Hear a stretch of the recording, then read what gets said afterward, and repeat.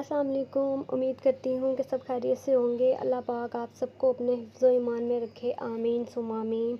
आज का जो टॉपिक है ना वो बहुत ही यूनिक टॉपिक है और इस टॉपिक पे मैंने वीडियो यूट्यूब पे कहीं पे भी नहीं देखी।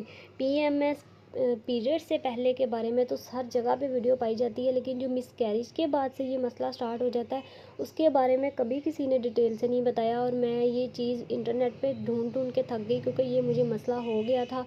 तो आज मैं आप लोगों के साथ अपनी स्टोरी भी शेयर करूंगी और आप लोगों को बताऊंगी कि आपने इससे कैसे रिलीफ हासिल करना है और इससे परेशान होने की ज़रूरत नहीं है।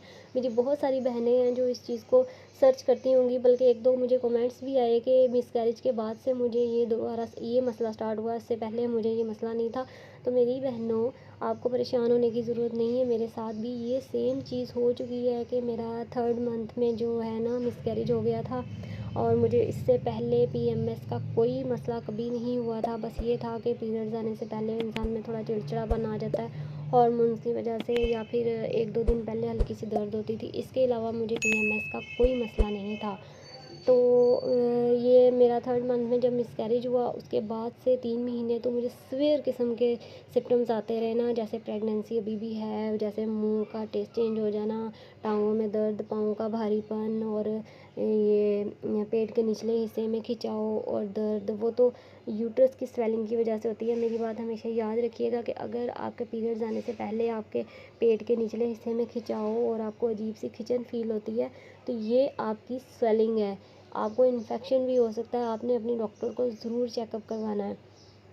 तो वापस आते हैं अपने टॉपिक की तरफ कि मुझे 3 महीने तो ये सीवियर किस्म का हुआ। ये इसलिए होता है कि आपके अंदर, जिस्म के अंदर प्रेगनेंसी में जो हार्मोन्स इंक्रीज़ होते हैं, जैसे कि प्रोजेस्टेरोन हो गया, एचसीजी लेवल हो गया और ये एस्ट्रोजन वगैरह, ये हाई होते हैं। जैसे ही आपका मिसकैरेज होता है फिर आहिस्ता आहिस्ता 3 महीने लगते हैं आपकी यूट्रस को नॉर्मल होते हुए और आपकी बॉडी को वापस से नॉर्मल वर्क करते हुए। 3 महीने तो परेशानी की बात नहीं है, 4 महीने भी अगर हो जाए, क्योंकि कई लोगों की बॉडी जो होती है वो स्लो वर्क करती है। तो 3-4 महीने अगर आपको ये सिम्टम्स दोबारा से आ रहे हैं पीरियड से पहले, तो ये घबराने वाली बात नहीं है। अगर इसके बाद से भी आपके साथ यही मसले हो रहे हैं तो आपने अपनी गायनाकोलॉजिस्ट के पास विज़िट करना है और उनको आपने बताना है कि आपके साथ ये मसला हो रहा है। मेरे साथ भी ऐसा हुआ। मैंने तो गलती कर दी कि 7-8 महीने बस यही देखती रही कि शायद मैंने कंसीव कर लिया है। और ये एक बहुत बड़ी डिप्रेशन होती है इंसान के लिए। इंसान को समझ नहीं होती कि ये पीएमएस का मसला मुझे हो गया है। और मैंने ये चीज़ें बड़े इंटरनेट पे सर्च भी की, लेकिन मुझे इसके बारे में कुछ भी नहीं मिला। तो आई होप कि आपको मेरी इस वीडियो से थोड़ी इन्फॉर्मेशन मिलेगी। बस होता ये है कि आपके जिस्म में ना हार्मोन्स बिगड़ जाते हैं, जिसकी वजह से आपको ये मसले आते हैं। तो मैंने अपनी गायनेकोलॉजिस्ट से जब 8-9 महीने के बाद रब्ता किया और उनको बताया, तो उन्होंने मुझे कहा कि आपकी बॉडी में हार्मोन्स जो है ना वो डिसबैलेंस हो गए हैं, जिसकी वजह से आपको प्रेगनेंसी वाले ये सिम्टम्स बार बार आते हैं। तो उन्होंने मुझे मेडिसिन दी, जो उन्होंने मुझे 3 माह खाने के लिए कहा था, लेकिन अल्हम्दुलिल्लाह मैंने सिर्फ 15 दिन यूज़ की और मुझे वो पीएमएस का मसला भी हल हो गया और उसी मंथ मैंने कंसीव भी कर लिया। तो आप लोगों से मैं यही कहना चाहूँगी कि अगर आपको ये मसला है तो आप अपने डॉक्टर के पास जाएं और उसको बताएं। कोई डॉक्टर अच्छी अगर आपको मिल जाए तो। लेकिन यहाँ पे काफ़ी मैं कमेंट्स देखती हूँ कि डॉक्टर आप चेंज भी करते हो तो आपको रिलीफ़ नहीं मिलता, इन्फेक्शन आपका नहीं जाता, आपको गाइड नहीं किया जाता कि आपको इन्फेक्शन की वजह से ये मसला है या फिर आपके हार्मोन्स डिस्टर्ब हैं।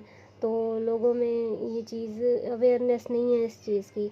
तो मैं आपको यही मशवरा दूंगी कि घर में घरेलू टोटके करने से और परेशान होने से बेहतर है कि आप अपने डॉक्टर के पास जाएं और पीएमएस का अपना इलाज करवाएं, क्योंकि ये बहुत ज़रूरी है दोबारा कंसीव करने के लिए। क्योंकि जब तक आपके हार्मोन्स बैलेंस में नहीं होंगे तो आप दोबारा से कैसे कंसीव कर पाएंगी। उल्टा आप डिप्रेशन में चली जाएंगी और जितना लेट करेंगी वो आपके लिए उतना ही मुश्किल हो जाएगा।